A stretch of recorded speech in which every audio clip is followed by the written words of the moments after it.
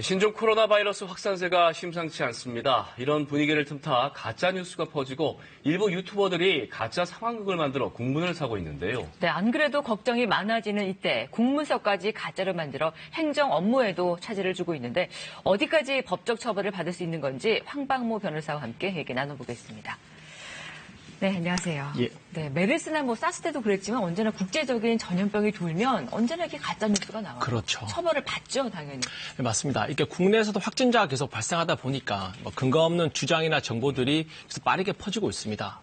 특정 지역에 확진자가 추가됐다. 아니면 그 몇 번째 환자가 어떤 식당을 방문했다. 네. 이런 좀 카더라식의 소문들이 떠돌았지만 전부 다 사실 무근으로 밝혀졌습니다. 그러니까 이렇게 인터넷 등에 확인되지 않는 정보나 허위 사실로 특정인의 명예를 훼손하면 당연히 처벌을 받습니다. 정보통신망법상 허위사실 유포 혐의로 7년 이하의 징역 또는 5천만 원 이하의 벌금형까지 가능합니다. 그리고 만약에 몇 번째 확진자가 어떤 특정 식당에 들렀다라는 식으로 유포를 해서 그 해당 식당에 손해를 끼치게 되면 형법상 업무 방해죄까지 물을 수가 있습니다. 네. 단순히 카더라를 넘어서 공공기관에서 만든 공문서까지 위조하거나 아니면 확진자의 개인정보가 담긴 문서가 진짜 보고서까지 유출이 되지 않았습니까? 이런 경우에는 처벌이 더 엄격할 텐데요. 네, 당연히 엄격합니다. 이게 지난주에 아마 다들 보셨을 겁니다. 네. 확진자와 접촉자에 대한 정보가 담긴 보고서가 인터넷 커뮤니티를 중심으로 실시간으로 퍼졌었죠. 굉장히 구체적이었어요. 네, 근데 알고 봤더니 이게 정말 실제 공문서처럼 아주 교묘하게 꾸며진 가짜였었죠. 네. 이런 경우엔 당연히 공문서 위조가 될 수 있습니다. 그리고 또 가짜 공문서 작성이라는 행위로서 공무를 방해했기 때문에 위계에 의한 공무집행 방해죄가 될 가능성도 있습니다. 그리고 이게 가짜가 아니라 진짜 보고서도 유출이 됐었는데요. 네. 만약 공무원이 실수가 아니라 의도적으로 유포를 한 것이라면 이거 당연히 형사처벌 피할 수가 없습니다. 법에서 공무상 비밀을 지키도록 돼 있는데 이를 위반하였으니까 공무상 비밀 누설죄에 따라서 2년 이하의 징역이나 금고 또는 5년 이하의 자격정지를 받게 됩니다. 네. 또 공공기록물법에서 공무원은 공적 업무와 관련해서 만든 기록 정보는 보호해야 한다라고 정하고 있기 때문에 위 법률에 따라서 3년 이하의 징역 또는 2천만 원 이하의 벌금도 받을 수가 있습니다. 네, 문서를 꾸미는 것도 모자라서 이제 아예 사람들을 동원해서 상황극을 꾸미는 것도 많이 공분을 샀잖아요. 그래서 경찰까지 출동하고 그랬었는데 이런 경우는 어떤가요?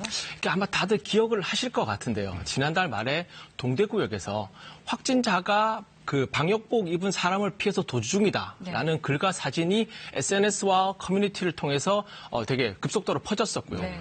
경찰까지 출동을 했었는데 이게 알고 봤더니 유튜버들이 상황극을 한 거였었죠. 네. 사람들을 불안하게 만들고 경찰까지 출동하게 만들었으니까 이거 위기에 의한 공무집행 방해죄 아니냐 이렇게 생각하실 수도 있겠지만 경찰은 훈방조치만 한 뒤에 그냥 돌려보냈습니다.